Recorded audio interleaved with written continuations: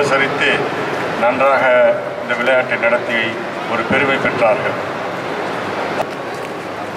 இம்மாதிரியான ஊற்றுக்கொள்ளும் என்று தெரிவித்து ஒரே ஆண்டில் இந்த நேரு ஸ்டேடியம், இந்த கேம்ஸ் வில்லேஜ் அம்மா அவர்களுக்கு நன்றி சொல்ல கடமைப்பட்டிருக்கிறோம்.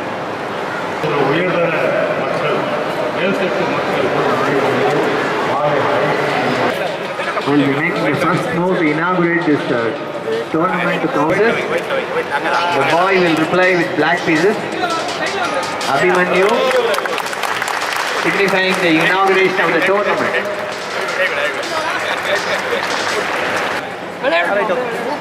அவர் தானே முன்னின்று அது எல்லோருக்கும் கிடைக்கிறதா என்பதை.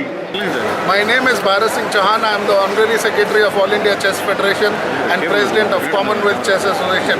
Today we are celebrating 65th birthday of Amma Jayalalitha, Honorable Chief Minister of Tamilnadu. In her regime, there is a big progress in chess.